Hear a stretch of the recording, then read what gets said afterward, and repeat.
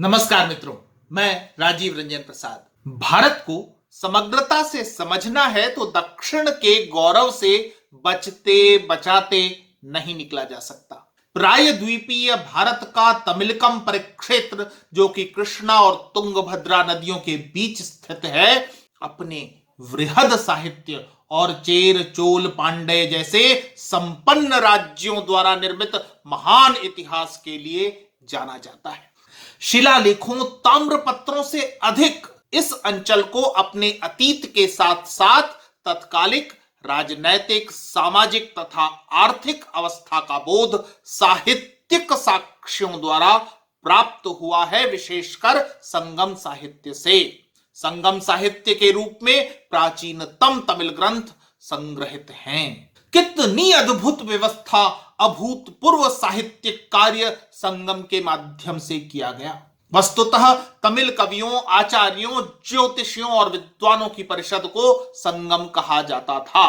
प्राचीन समयों में आयोजित 3 संगमों अथवा परिषदों की जानकारी मिलती है। इन परिषदों की संस्तुति से प्रकाशित रचनाओं द्वारा उस कालखंड की व्यापक तस्वीर सामने आ जाती है। संगमों का गठन पांड्य शासकों के संरक्षण में हुआ था। प्रत्येक लेखक अथवा कवि को जो रचना प्रकाशित करवानी थी, अपनी पांडुलिपि इस परिषद के सम्मुख प्रस्तुत करता। परिषद की संस्तुति के पश्चात उसे प्रकाशित किया जाता था। माना जाता है कि महर्षि अगस्त्य प्रथम संगम के अध्यक्ष थे। यह साहित्यिक संगति पांड्य राजाओं की राजधानी मदुरई में आयोजित की गई।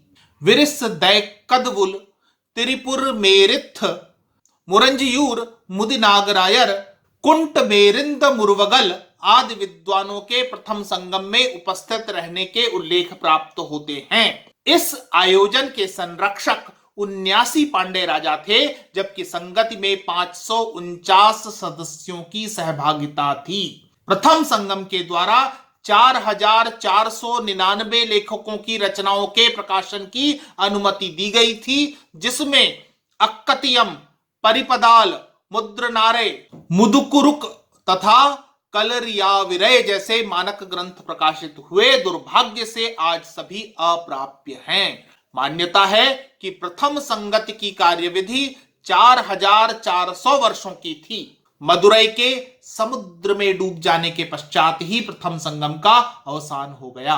प्रतीत होता है कि 59 पांड्य राजाओं के संरक्षण में कपाटपुरम अथवा अलैवे में संपन्न दूसरे संगम का आरंभ प्रथम संगति के समानांतर ही हो गया था। द्वितीय संगम के अध्यक्ष भी महर्षि अगस्त्य थे। कालांतर में उनके शिष्य तोल्काप्पियर ने इस परिषद की अध्यक्षता की। द्वितीय संगम में 49 सदस्यों की सहभागिता थी। कुरुंगोलिमोस, इरुंदयुर, वेलुर, कप्पिन आदि इसमें प्रमुख उपस्थित विद्वान हैं। परिषद द्वारा 3700 पांडुलिपियों के प्रकाशन की अनुमति दी गई, जिनमें अकत्यम, तोल्काप्पियम, मापुराणम, इसैनुक्कम, भूतपुराण, कलिकुरुकु, वेंदाली एवं व्यालमालय प्रमुख हैं। द्वितीय संगम काल में संस्थापित ग्रंथागार में 8149 ग्रंथ उपलब्ध थे।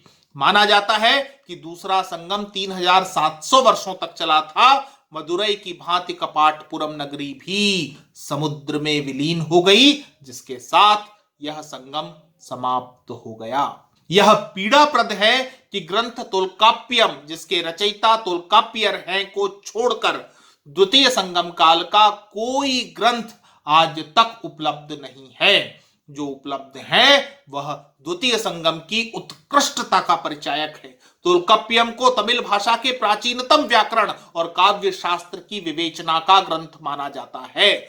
तोल्काप्पियम ग्रंथ वर्ण विचार, शब्द व्युत्पत्ति, अलंकार, छंद शास्त्र, प्रणय और युद्ध की अनुभूति तथा आचार विचार आदि का कोश है। यह भाषा प्रबंध के साथ साथ धर्म, अर्म, अर्थ, पोखल, काम, इनबम एवं मोक्ष विदु की नियमावली भी है। यह ग्रंथ 3 खंडों में है। प्रत्येक खंड में 9 उपखंड हैं। प्रथम खंड इलुथु में वर्ण विचार, द्वितीय खंड सोल में व्युत्पत्ति तथा तीसरे खंड पोरुल में पदार्थ का वर्णन किया गया है।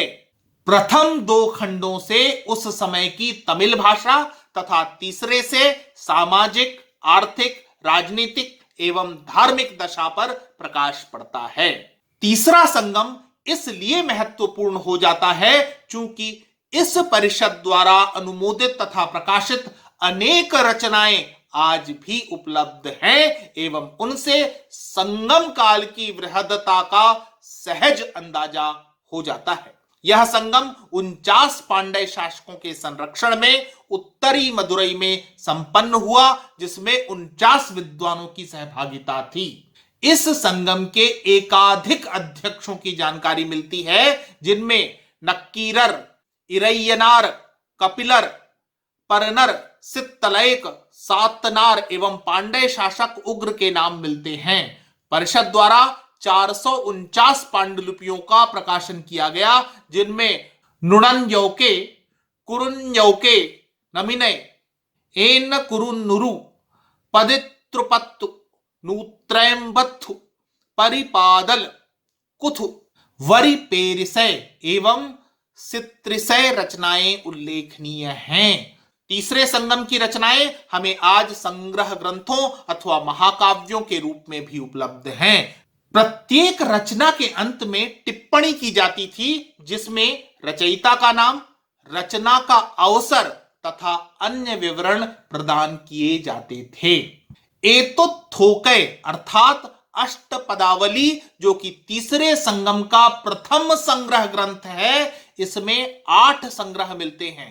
नत्रिनय 175 कवियों के 400 लघु पद्यों का संकलन, कुरुन्थोकै प्रेम विषयक 400 अति लघु गीतों का संकलन, एन कुरुनूरु 5 सेतुम में विभाजित 500 लघु गीतों का संकलन, पदित्रुपत्तु चेर शासकों की शौर्य गाथा का वर्णन करते 10 कविताओं का संकलन, परिपादल 17 गीतों का संग्रह, जिसमें 24 ही अब उपलब्ध है, कलिथोक्कै 5 कवियों द्वारा कलि छंद में रचित 150 रचनाओं का संकलन, अहनानूर अध्वल छंद में 145 कवियों की 400 रचनाओं का संकलन तथा पुरनानूरु अध्वल छंद में 150 कवियों की 400 रचनाओं का संकलन, पत्थुपात्तु अर्थात 10 गीत, जो कि तीसरे संगम का द्वितीय ग्रंथ है, इसमें 10 संग्रह मिलते हैं। तिरुपुरकात्रुपदय रचनाकार नक्कीटर, वियोग व्यथा का चित्रण, नेडुनल वादय रचनाकार नक्कीटर, वियोग का चित्रण, पेरुम्पानात्रुपदय रचनाकार रुदन कन्नमार 500 गीतों का संग्रह, काच्ची राज्य एवं उसके शासक तोड़ैमान इलंडिरैयन के इतिहास संबंधी महत्वपूर्ण जानकारियां इसमें संग्रहित हैं। पूर्णरात्रुपदय रचनाकार कन्नियार ग्रंथ में चोल शासक करिकाल एवं उसके राज्य की समृद्धि का वर्णन है। पत्तनपालय रचनाकार रुदन कन्नार, प्रेम गीत हैं इसमें। मदुरै कांची रचनाकार मरुत्थानर, पांड्य शासक तलैयाल गानम नेडुंजेलप्पियन की प्रशस्ति। सिरुपानात्रुपदय रचनाकार नत्थनार, चेर, चोल एवं पांड्य राज्यों की राजधानियों, उनके प्रमुख शासकों, सामंतों सहित तत्कालीन समाज और उनके रीति रिवाजों की जानकारियां। मुल्लैपातु रचनाकार नपुत्थनार, 100 पदों में एक रानी के वियोग का चित्रण। करिन्विपात्तु रचनाकार कपिलर, प्रेम तथा ग्राम्य जीवन का चित्रण। मलयपदुकदाम रचनाकार कौशिकनार, प्रकृति चित्रण, नृत्य कला आदि से संबंधित 600 गीत। पदिने कीलकन्नकु अर्थात अष्ट लघु उपदेश गीत, जो कि तीसरे संगम का तृतीय ग्रंथ है। ये गीत सूक्ति युक्त नीति वाक्य हैं। 18 संग्रहों में प्रथम है नालदयार, जिसमें 400 गीत मिलते हैं। इसमें आचार शास्त्र संबंधी कविताएं मिलती हैं। द्वितीय संग्रह नानम्मनिकद्दकै की रचना नागनार ने की थी। इसमें शौचतुष्पदी मिलती है।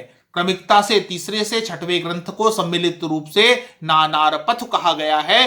वे हैं कारनारपथु प्रणय का विवरण, कलविल नारपथु चेर तथा चोल राजाओं के पारस्परिक संघर्ष को दिखाते हुए युद्ध के संसाधन एवं विधियों का वर्णन, इन यवैर नारपथु विधेयात्मक एवं निषेधात्मक उपदेशों का संकलन एवं इन नारपथु विधेयात्मक एवं निषेधात्मक उपदेश के नाम से जाने जाते हैं। क्रमशः 7वें से 10वें संग्रह सम्मिलित रूप से एथिनई कहलाते हैं। इसमें प्रणय गीत संकलित है।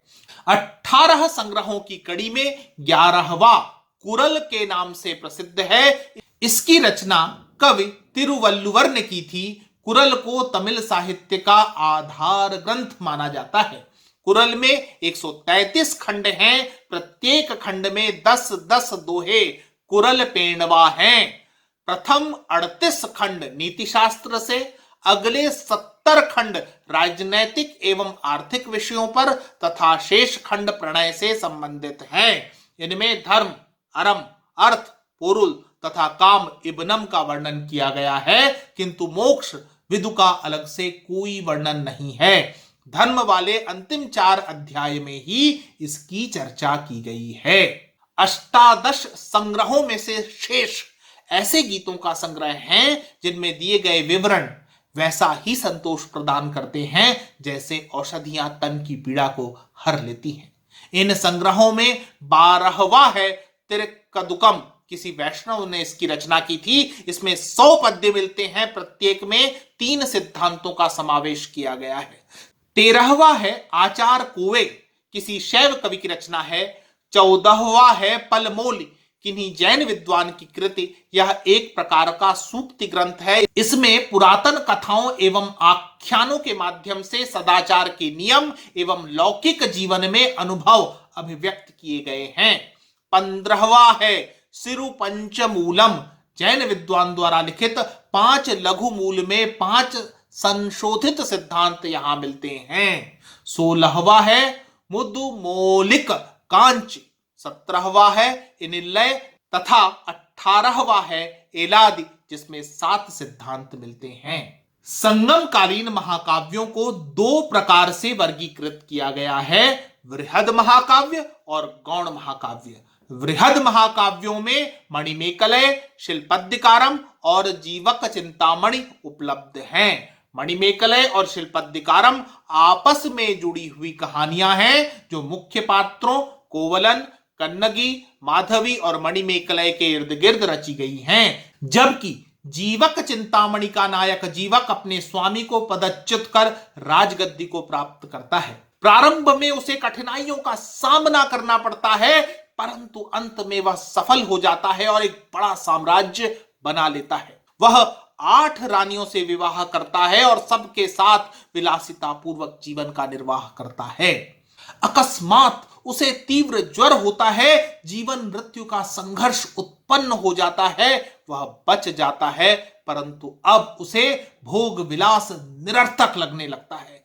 अपने जीवन को निस्सार समझ 45वें वर्ष में राजपाट छोड़कर संन्यास ग्रहण कर लेता है। जीवक चिंतामणि के लेखक तिरुत्तक देवर उच्च कोटि के विद्वान और जैन धर्मावलंबी थे। उन्होंने जीवक चिंतामणि की रचना कर यह सिद्ध किया कि जैन साधु उत्कृष्ट प्रणय साहित्य की रचना भी कर सकते हैं, साथ ही आध्यात्मिक शुचिता को बनाए रख सकते हैं। गौण महाकाव्यों में यशोधर काव्यम, चूलामणि, उदयन काव्यम, नागकुमार काव्यम तथा नीलवेश उल्लेखनीय हैं। संगम साहित्य की रचनावधि लगभग 9950 वर्ष मानी जाती है, जो कि व्यावहारिक नहीं लगती। कतिपय इतिहासकार संगम साहित्य को ईसा पूर्व 5वीं शताब्दी से लेकर ईसवी सन की 5वीं-6वीं सदी के मध्य तक का रचित मानते हैं, तथापि इसे भी पूर्ण सत्य नहीं माना जा सकता जब तक कि संगम साहित्य के वे पृष्ठ काव्य महाकाव्य उपलब्ध न हो जाएं जो अप्राप्य हैं। यह संपूर्ण विवरण जटिल प्रतीत हो सकता है, तथापि क्या यह आभास नहीं होता कि प्राचीन दक्षिण भारत का तमिल साहित्य इतने विराट फलक पर विस्तारित और कितनी महानता लिए हुए था। मित्रों, आज इतना ही। फिर मिलता हूं ऐसे ही किसी ऐतिहासिक तथ्य के साथ। अगर आपको मेरा ये चैनल पसंद आ रहा है तो कृपया इसे सब्सक्राइब करें। आप इस प्रस्तुति को लाइक या शेयर भी कर सकते हैं। नमस्कार।